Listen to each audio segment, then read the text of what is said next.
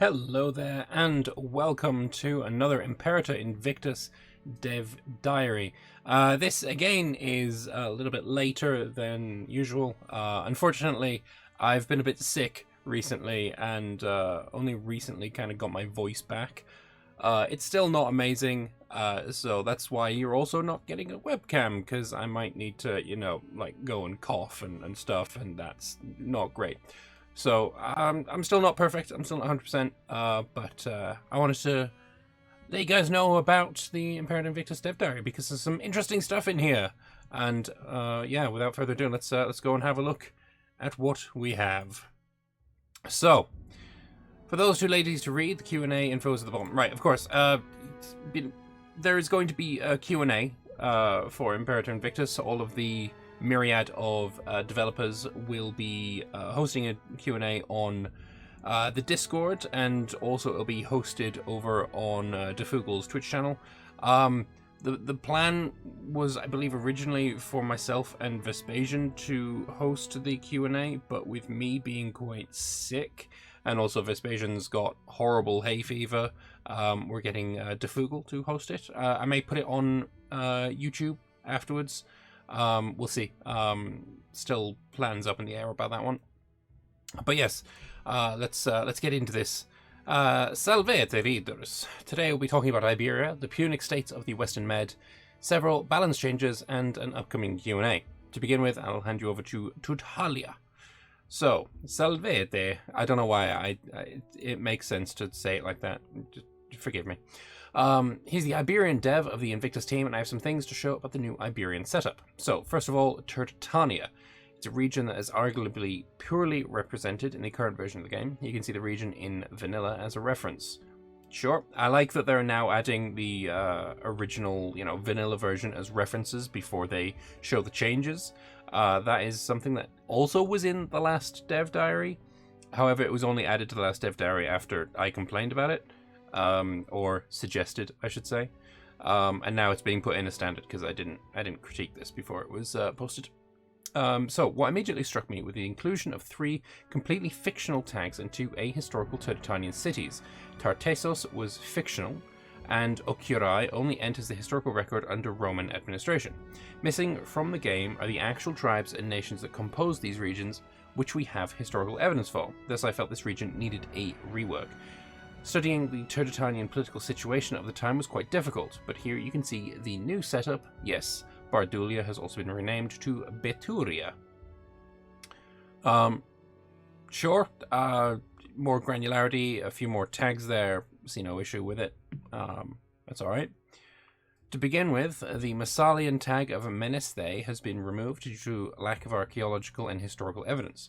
The 2 original Turdetanian tags have been divided into 7 new tags: Hasta, Carmo, Onuba, Cartuba, Oripo, Akinipo, and Lascuta. Sure.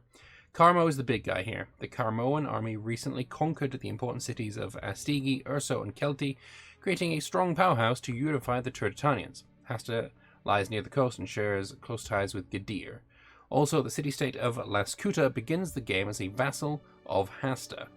Onuba faces their own challenges. While they control the Tharsis mines, their productivity is down, and the Punic settlers are numerous in their lands.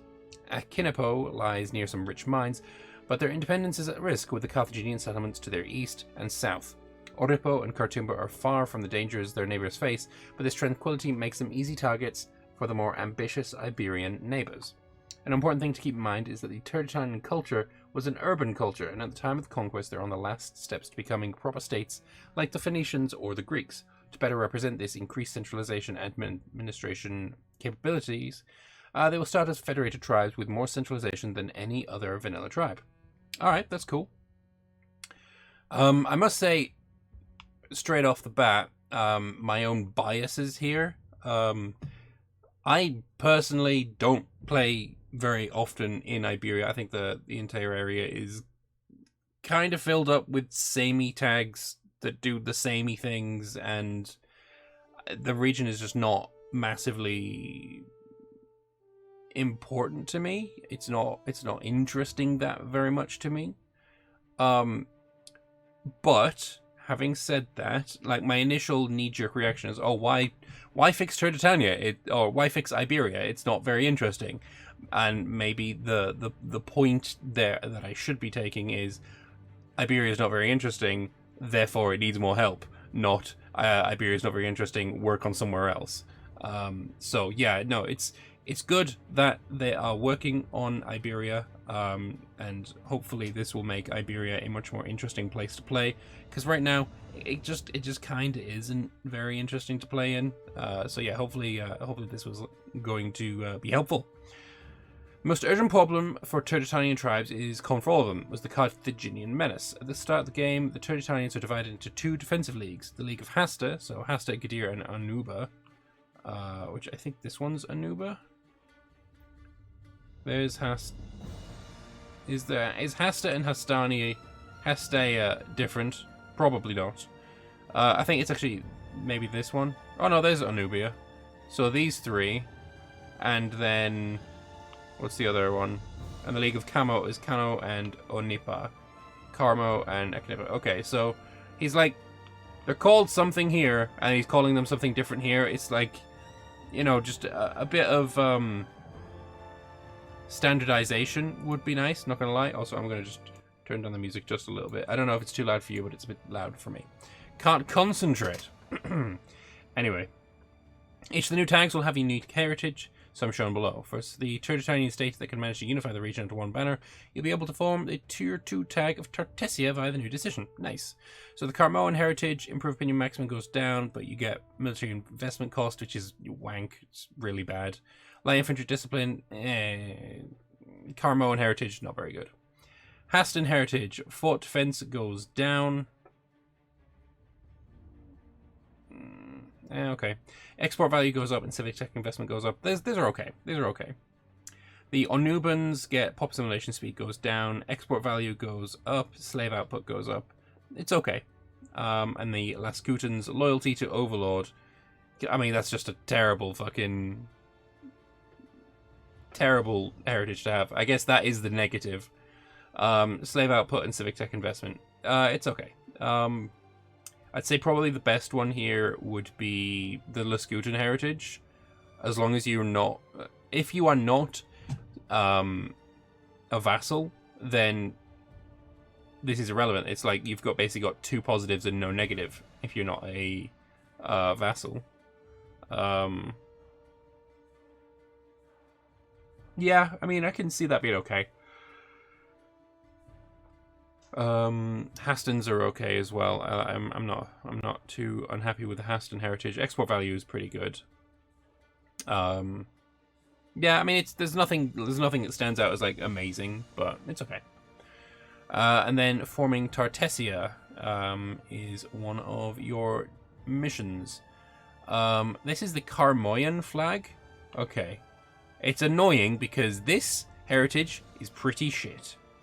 But this flag is really nice. So it's like, can I not have like this flag with just not a shit heritage? Is that not possible? But there, you got the requirements for it. All the different territories you need to own. Your bonuses. Yeah, cool. So now we have cultural changes to and art for Iberia, and a city that Hannibal hates. It's not Rome. Outside Turdetania, there are more changes to the wider Iberian arena. While reworking the cultures of Iberia, we noticed that the Celt-Iberian culture group was utterly massive, so we found a solution. Vasconians and Aquitani are in the Occidental group with their Neuragics and Teleotics, simply because they were pre-Indo-Europeans, with little else to tie them to one another, while the Iberians were pre-Indo-Europeans too, so we thought, why not add the Vasconians and Aquitanian cultures to the Iberian culture group? Historically, Vasconians and Aquitani shared a main tree with the Iberians. The inclusion of these cultures into the group would create a more unique and strong culture group, instead of having two weak groups. The Occidental group would then consist of the Neuragic, Teleotic, and Corsian cultures. Additionally, the Atlantic Turdulians have been split into a new culture called Opidanian. As the Turduli Opidani weren't Turdulians, this is just a phonetic coincidence. Here is the new culture map. Okay. You know how they did really well of just like, here's the previous one and here's the new one. Would have been nice to have that here as well, because I don't know the culture map of Iberia off by heart. I'm not gonna lie, it would be nice to have a thing there. But sure. This is what it looks like now. Sure, if it helps, cool. Don't worry, Vasconians and Aquitani will maintain their differences with the rest of Iberians thanks to the Marite faith of the Iberian Flavour mod, representing their Atlantic focus, as well as featuring different emblems and borders for their coat of arms. Nice. Okay, different faith. I like how the borders don't, like, perfectly line up. Like, the culture is along this river, but Druidic is bleeding into Iberic going further south. If it was a straight cut off, I would be a little bit miffed, but yeah, no, this works. This works alright. Some examples of the game generating coats of arms with some of the new emblems. Terrible, terrible. I like that one. That one, like that one. That one's really nice. So these ones, I don't like these ones. The quartered and half split ones are always a bit meh. Do you think this was the end? There's even more to show. Here you can see the new Deity Icons. So we have a new War Icon, a new Economy Icon, a Culture Icon, and a Fertility Icon. Also, I don't know if these deities are new or not, but the War God here is pretty nice. Dursetius is okay. He's okay. Not a big fan of the claim fabrication speed. That's kind of meh. But slave output is good. Religion happiness and unintegrated culture happiness. This one's really good.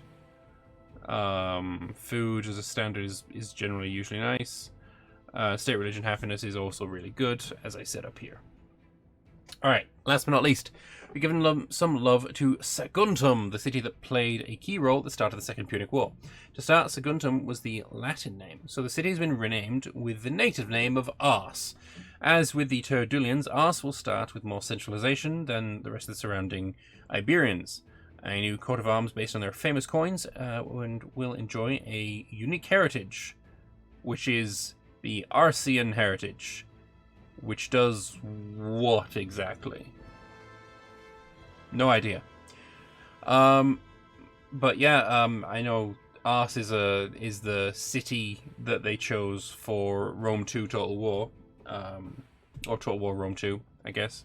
So sure, Ars, nice. Now I'll hand you over to Ben to talk about the new Punic mission tree he's been working on. Hello everyone, you may remember me from doing heritages in the first dev diary. It's not all I've been working on. I've been adding a new mission tree to the Punic minor states. They start the game small, isolated and totally under the control of Carthage. At first glance, not the most fun start, but I see them as a challenge and I want to add flavour to the region to make them a more viable choice to play. Want to build a Punic empire without these pesky Carthaginians? Well, now you can. Alright, that's nice. So let's... Can't really zoom in on that, which is there's no zoom. Ah well, it is this big. Can I read any of this? Not really. Not even gonna try. The mission tree is divided into two main branches: diplomatic tree and the more aggressive tree. Since the Punic city-states start off so small, they have to leverage any advantage they can get in order to not be swallowed up by Carthage. The more aggressive warlike tree starts by trying to seek out new allies among either the Numidians of North Africa or the other Punic cities under Carthage's domination. Should you choose to appeal to Numidia, they will expect a return to the old ways. The Punic cities will have to pay tribute to them again in exchange for their military support and their famous cavalry. On the other hand, appealing to your sister cities will naturally bring in with it the political squabbles that plague any league of cities. However, bringing them all into line will bring its own rewards, as you will have near unstoppable force from all the individual cities' contributions. Once you've decided where to place your limited diplomatic resources, you can then begin to prepare for the inevitable war. After this point, it's only up to you as when to strike. The Punic Revolt task will be available immediately and indefinitely once the prepare to war is done.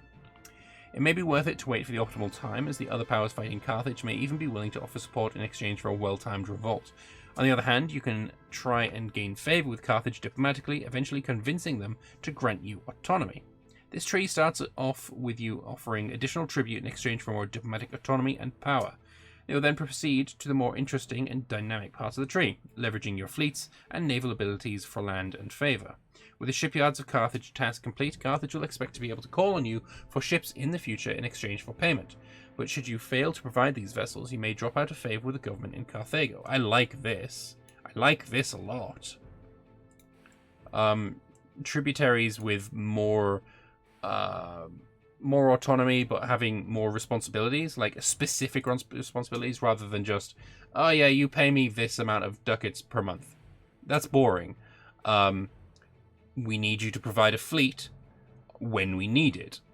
Of course, you can not have a fleet, saving yourself a lot of money by not having a fleet, but then if they need your fleet and you say, sorry, we got rid of it to save money, then obviously you're going to have some issues. I like this a hell of a lot. I'd like to see the mechanics behind it, but that is a very interesting way of doing an overlord vassal relationship. I like it. Alternatively, you could simply proceed with the Protectors of Africa. This powerful mission will grant you additional naval bases from Carthaginian territory, allowing you to expand your naval range to encompass all of Africa. However, Carthage will be giving this in exchange for your fleet service in defending her shores. The more enemy armies that land in Africa, the less they will trust you, and Carthage may eventually decide to seize control of the ports they had given you. I like this. This is so nice. This is so nice. I like that a lot. That's really cool. At this point, you are probably fairly powerful. You now have the strength to become independent and survive the process without the backing of Carthage. Naturally, they will expect you to remain their allies, but the Senate will probably allow you independence if you've shown good service to Carthage thus far. Finally, the new city task will allow you to build up your capital city to rival Carthage itself, attracting more and more merchants and wealth to you, naturally at the expense of the Carthaginians. At this point, you have become the dominant power in North Africa and now ready to look to the wider world. And that is all for the Punics. So, back to Stolet.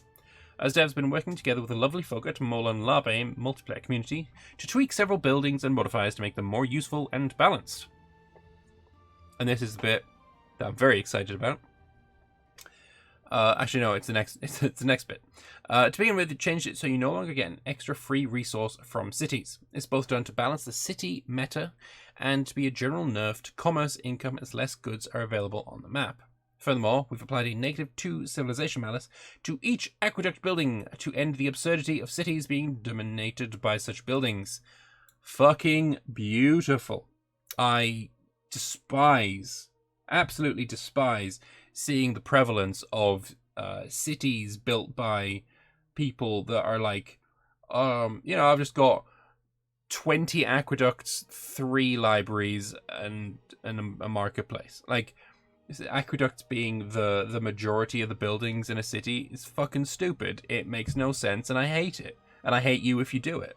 Having this -2 civilization nerf is a big deal, because if you try and spam aqueducts like you have been doing, then your cities are going to be complete shit.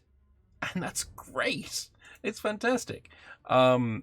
Whether this is enough of a nerf is yet to be seen. It has yet to be seen. I remain in need of convincement, but it's a good start. Personally, my suggestion for it was limit it to 3 buildings. I would have been happy with limiting it to 3 buildings. 3 aqueducts maximum. But this could work even better. Who knows? So we'll work on that. We'll have a look at that as it goes. Yeah, and as if there were ancient waterslide parks. Yeah, no, I mean, it's dumb. It's dumb and I hate it. The other urban building that has been changed is the Earthworks Building, whose defensive bonus will change from +30 to +60, because no one fucking builds them. Because it's stupid. Rural buildings are undergoing even more changes, as the connection between civilization and output has been a little hard on the countryside since the Marius patch. Therefore, we've raised the civilization value of the slave estate from 5 to 15, mines and farms from 5 to 10, and tribal settlements and provincial legations from 5 to 25. Provincial legations will also have increased migration attraction effect, but lower assimilation rate. Civilization value is a massively important modifier, as it impacts production output. So having cities is just so important because they have more available civilization output. So a city is always going to be like an objectively good thing to make. Raising the civilization of your rural areas makes it so that you don't want to change every single rural area that isn't food into a city, because right now that is the meta. So yeah, raising that, I don't know if it is it enough, I don't know, but it's good to have this. Also, provincial legations were kind of weak and shit, but increased migration attraction is nice. Lower assimilation rate, I don't know. I think maybe keeping that as it was, or even making it stronger, would maybe have been better, because that's kind of what these guys were for. They were like your assimilation buildings in your rural areas, so I don't know. In line with this boost to migration, we've also strengthened the effects of the governor's policies devoted to centralization and decentralization, so hopefully these tweaks will help to keep your population moving. I don't like this. I don't like this at all. One of the big ways that one was able to make a megacity before was centralization. If you do centralization in all of your, in your capital, trying to centralize everyone into your capital, and then did harsh treatment in everywhere else, everyone would migrate to the capital. That was the big way of getting huge populations. And strengthening centralization, I think, is a big mistake. We'll see if it brings us back to the days of bullshit huge cities. I think with this malice to aqueducts, maybe not. But I don't see this being a good idea, if I'm being honest. Finally, we changed the governor priorities a bit so they're better at selecting governor policies. That's nice. That's real nice. Yeah, good. Honestly, I would just make it free to change policies, to be honest. Maybe make it like a tiny loyalty hit for a couple of years with the governor, and just leave it at that. Doesn't need to be political influence. Now, for a final announcement, we're doing a Q&A on the weekend of the 26th and 27th of June. We'll be answering live questions during the Twitch stream hosted on Defugel's Twitch, and you can see it there, twitch.tv/Defugel. So yeah, go check that out. We want to provide everyone with the chance to send us questions beforehand, which we'll be sure to provide more detailed answers for. You can pre-submit these questions in the Q&A questions channel in the Discord, link there, also in the description, and we'll be sure to answer them no matter what. We won't be hiding anything during this Q&A, so if you ask the right questions, you'll be able to find out everything that they're working on. Also, ignore the Twitch warning for adult content. The stream won't be 18+. Yeah, that's a channel thing, not a single stream thing. Also, a teaser for the next Dev Diary. The price of wheat going up and down, although I think you can probably ignore the price if I was to... Should I guess? Because I kind of already know. I shouldn't. You can guess. What do you think this means? What do you think this means? Let me know in the comment section below. But yeah, that is the Dev Diary. I'd like to know what you think. Again, I'm trying to get over my bias of I don't care about Iberia. But the reason I don't care is because it wasn't done very well, and they're improving it to make it be done well. So, yeah, I understand my bias. I'm just trying to work on it. So that's cool. I love the Punic Resurgence mission. This is great fucking work. I love this. This is really, really good. I love that the nerf to Aqueduct is here. A little bit worried about the other things here, and yeah, if I am feeling well, if I am not dying of plague, then I will be also live on this doing this Q&A, and yeah, I'll try and get it on YouTube as well, so keep an eye out for that. But yes, one more thing before we end. Going on to the Imperator Invictus Twitter once again, we have this lovely deal. Let me just move it so that you can see it all. There we go. Game rules inside the game in the lobby before you're picking nations. Wizardry from Mr. Agamade, long game short. We have custom game rules, and there are other things that we can maybe do with that as well. So let me know what you think you should be adding as a game rule. Maybe add it to the Discord Q&A. There is a suggestions area inside the Discord as well, so go post in there and we'll see if you've got any good ideas for it. But with that said, thank you very much for watching. I hope you've enjoyed it. Apologies again for the raspiness of my voice. I'm working on getting better. I'm pushing myself too hard, but it's fine. Don't worry about it. With all that said, thank you very much for watching. Get hype for Imperator Invictus. You'll be able to play it yourself very soon indeed. Thank you very much for watching, and I'll see you next time. Bye-bye.